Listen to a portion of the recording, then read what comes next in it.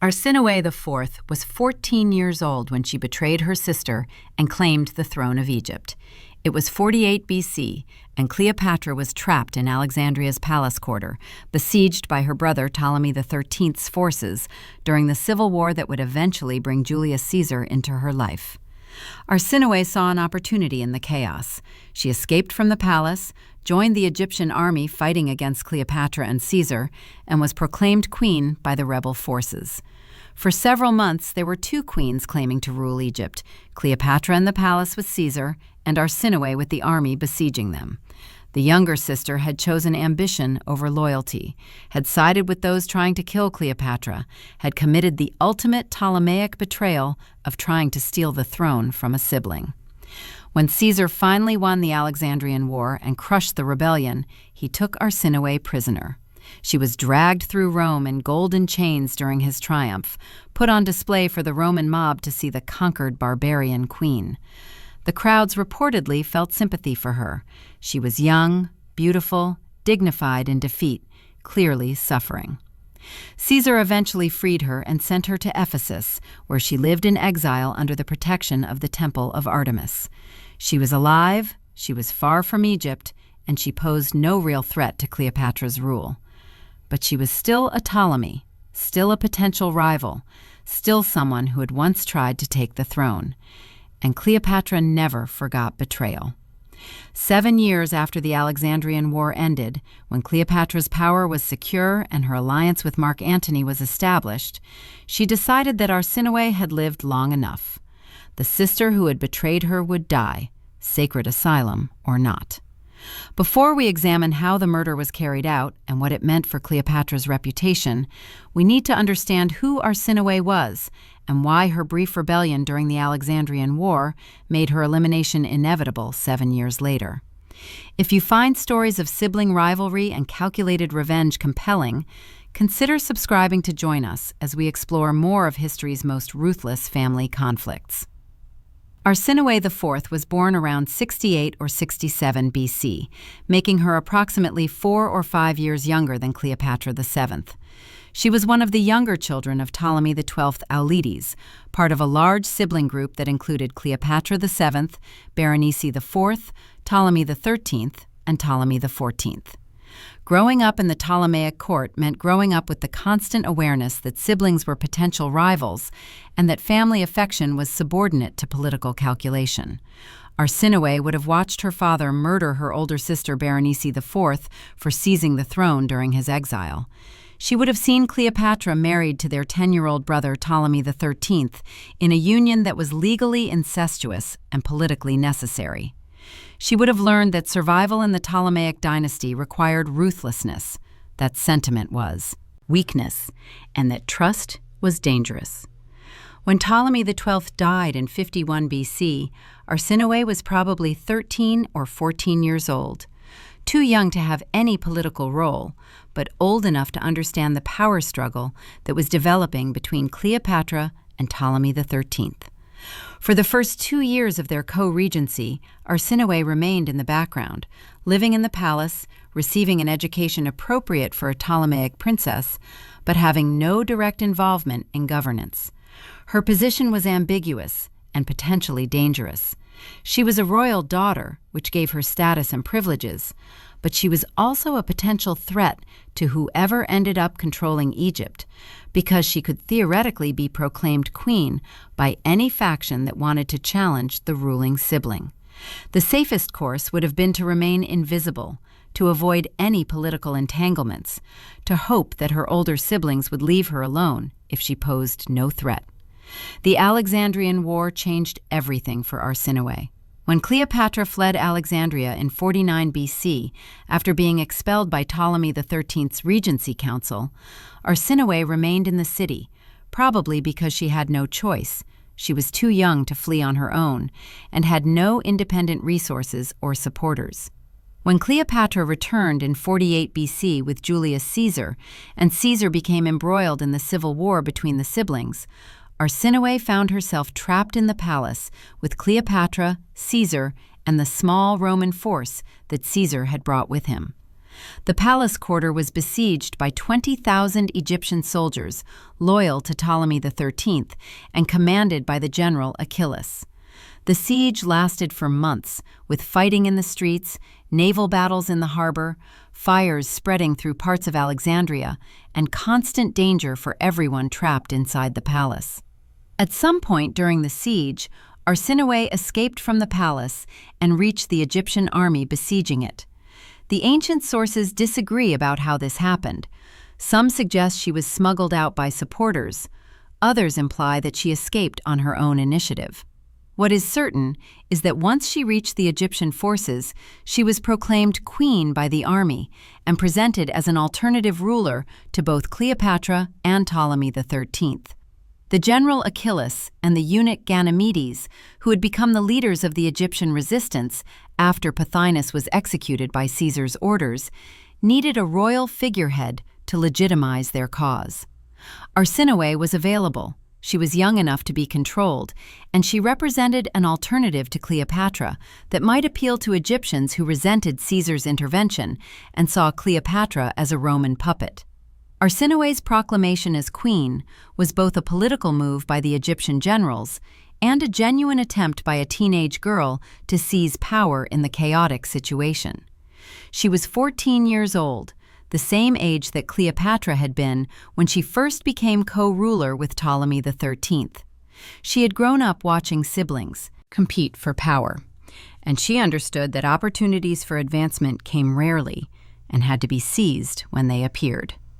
The fact that claiming the throne meant opposing her sister, supporting those trying to kill Cleopatra, and potentially destroying Cleopatra's alliance with Caesar apparently did not give her pause. This was Ptolemaic politics. Siblings were rivals, and whoever could claim the throne should claim it, regardless of family ties.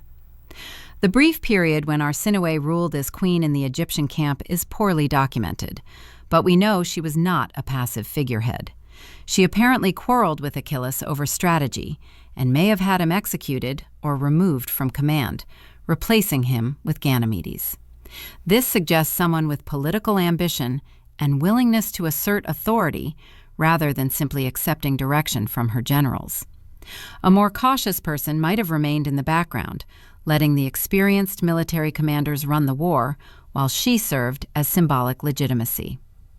Arsinoe tried to exercise real power, which demonstrates either remarkable confidence or dangerous naivety about how much authority a 14-year-old queen could actually wield.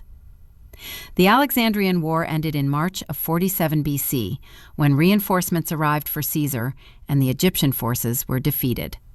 Ptolemy XIII drowned in the Nile during the final retreat, weighed down by his golden armor. The Egyptian generals who had led the resistance were killed or scattered, and Arsinoe was captured by Caesar's forces, taken prisoner along with other leaders of the rebellion.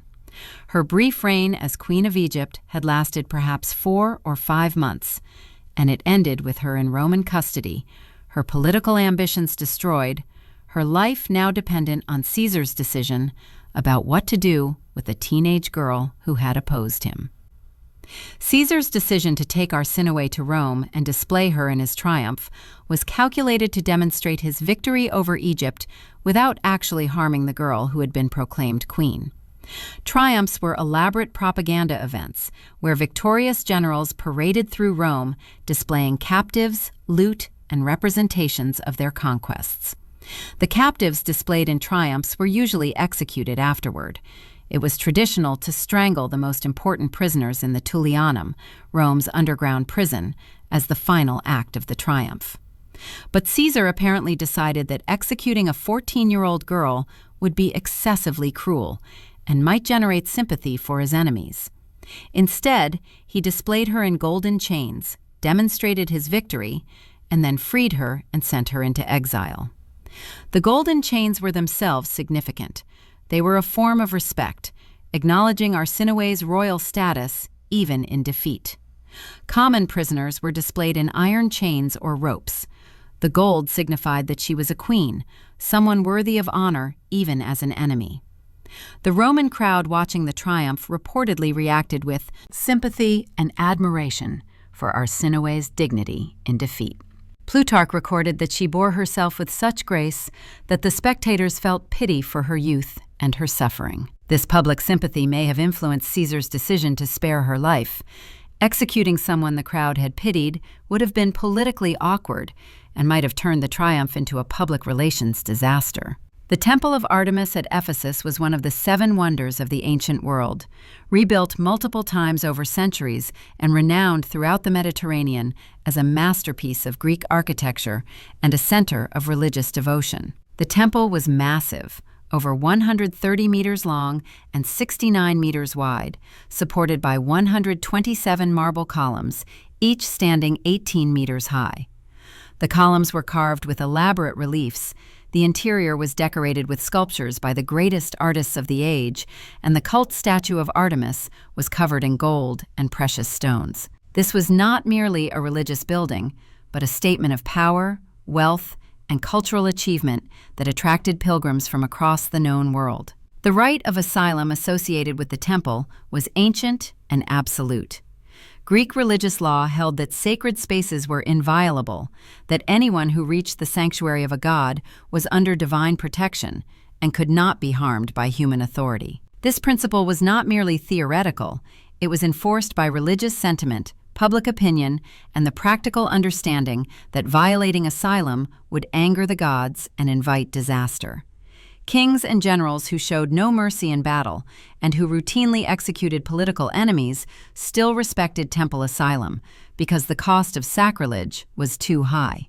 The gods were real to the ancient mind, and their anger was something to be feared more than any human enemy. The asylum at Artemis's temple was particularly famous and particularly respected. Political refugees, criminals fleeing justice, escaped slaves seeking freedom, all found protection within the sacred boundaries. The temple precinct was marked by boundary stones that defined where the asylum zone began, and anyone who crossed those boundaries was untouchable. Pursuing someone into the sanctuary was forbidden, seizing them by force was unthinkable, and murder within the sacred space was among the worst crimes imaginable, not just legally, but religiously and morally. By sending Arsinoe to Ephesus and allowing her to claim asylum at the temple, Caesar was effectively removing her from politics permanently while ensuring her safety through divine rather than human protection. Arsinoe lived in Ephesus for 7 years, from 46 BC until her murder in 41 BC. We know almost nothing about how she spent those years or what her life was like. She was probably in her early 20s when she died, having spent her teenage years and early adulthood in exile, far from home, protected by a temple, but essentially imprisoned by her circumstances. She could not return to Egypt without being arrested or killed. She could not marry without creating political complications.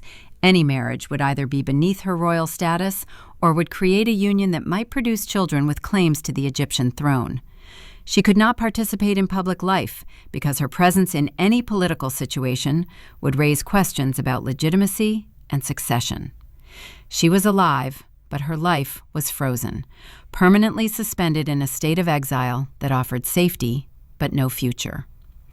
The question of why Cleopatra decided to have Arsinoe murdered in 41 BC, 7 years after the end of the Alexandrian War, requires understanding both the immediate political situation and the deeper logic of Ptolemaic family relations. The immediate trigger was probably Mark Antony's arrival in the eastern Mediterranean as the new Roman overlord of that region. Cleopatra needed to demonstrate to Antony that Egypt was stable, that she ruled absolutely, that no potential rivals existed who might complicate their alliance. Arsinoe in Ephesus was a potential complication, not an immediate threat, but a person who could theoretically be used by Rome or by Egyptian dissidents as an alternative ruler if they decided to challenge Cleopatra. As long as Arsinoe lived, there was a Ptolemaic princess in exile who might someday be proclaimed queen by someone seeking to destabilize Cleopatra's rule. The deeper reason was the Ptolemaic tradition that the only safe rival was a dead rival. Cleopatra had learned from childhood that mercy toward siblings was dangerous, that allowing potential challengers to live created opportunities for future betrayal. Her father had shown mercy to Berenice IV initially, allowing her to rule while he was in exile, and Berenice had refused to step down when he returned, forcing him to have her executed. Cleopatra herself had shown a form of mercy by not demanding Arsinoe's execution in 47 BC, and Arsinoe had lived peacefully in exile for 7 years. But the fact that Arsinoe had once betrayed her, had once tried to steal the throne, had once sided with those trying to kill her, was something Cleopatra could never forget or forgive. The betrayal during the Alexandrian War had created a permanent stain on their relationship that no amount of time or distance could erase. Cleopatra's request to Mark Antony to have Arsinoe killed was probably made during their meeting at Tarsus in 41 BC or shortly thereafter. Antony agreed, either because he understood the political logic of eliminating potential rivals or because he wanted to demonstrate his willingness to support Cleopatra's interests. The murder was carried out by assassins sent to Ephesus with orders to kill Arsinoe, regardless of where she was or what protection she claimed. The fact that she was living in the temple of Artemis under sacred asylum was acknowledged but ignored. The killers entered the temple precinct, found Arsinoe, and murdered her. The ancient sources disagree about the method of execution.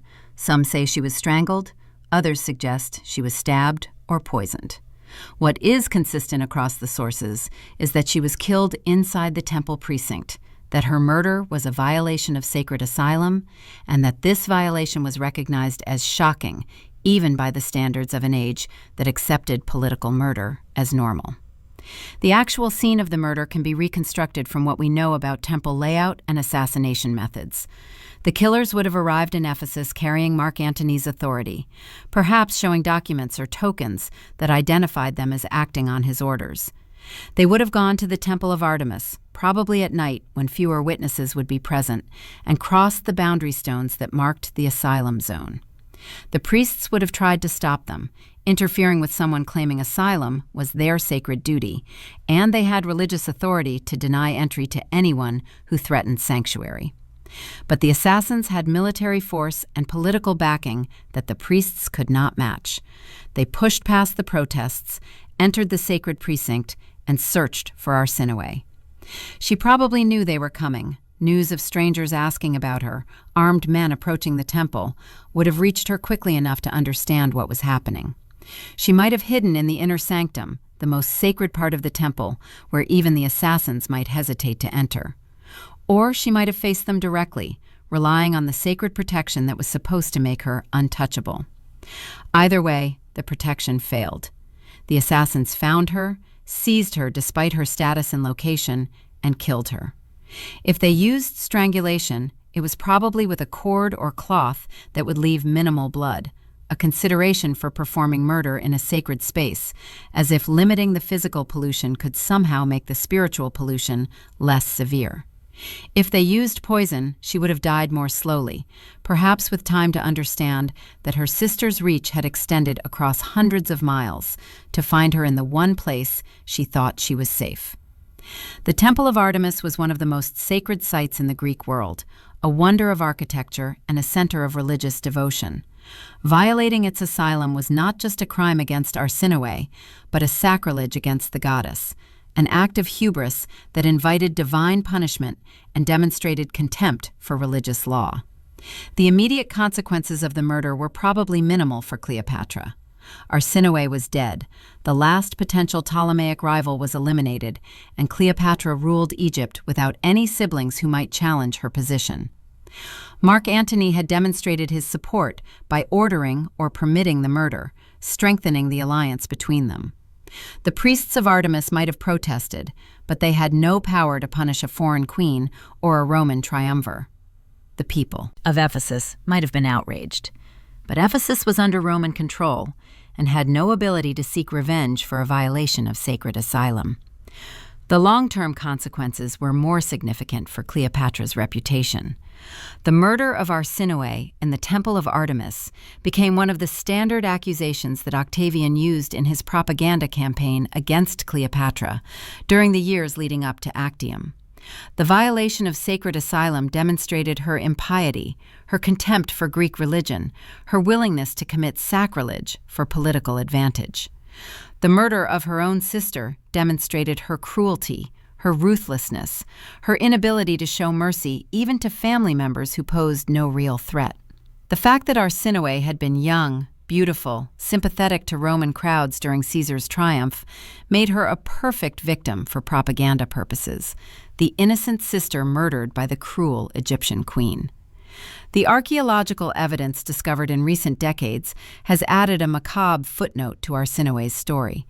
In 1926, Austrian archaeologists excavating the ruins of Ephesus discovered a tomb structure called the Octagon, a monument that appeared to be the burial place of a high-status individual. In the 1980s and 1990s, further excavation and analysis of skeletal remains found at the site suggested that they might belong to a young woman who died in her early 20s and who had suffered a violent death. Some scholars identified these remains as possibly belonging to Arsinoe IV, though this identification remains controversial and uncertain. In 2009, a team of researchers conducted detailed analysis of the skeletal remains using modern forensic techniques. They determined that the woman was probably between 20 and 25 years old when she died, which would be consistent with Arsinoe's age if she was murdered in 41 BC. The analysis also suggested that she had African ancestry, which would be consistent with Ptolemaic royal lineage. The Ptolemies were Macedonian Greek, but they had intermarried with their Egyptian subjects over the generations and likely had some African genetic heritage. However, other scholars have challenged this identification, arguing that the remains could belong to any number of high-status women buried in Ephesus, and that the evidence is not conclusive enough to definitively identify them as Arsinoe. The controversy over the skeletal remains highlights how little we actually know about Arsinoe as an individual, rather than as a political figure. We know she lived. We know she briefly claimed the throne during the Alexandrian War. We know she was displayed in Caesar's triumph.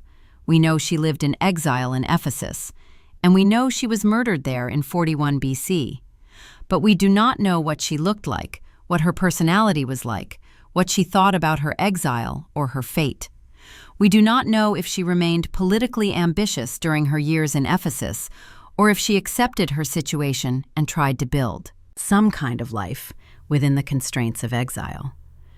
We do not know if she saw her murder coming, or if it was a complete surprise when the assassins arrived.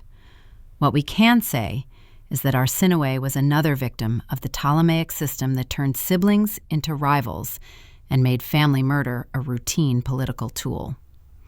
She made a choice during the Alexandrian War to oppose her sister and claim power for herself, and that choice was understandable given the context of Ptolemaic politics, where opportunities for power had to be seized when they appeared.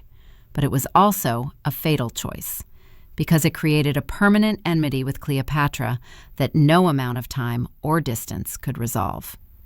In the Ptolemaic worldview, betrayal could never be forgiven, rivals could never be trusted, and the only way to ensure safety was to eliminate anyone who might someday pose a threat.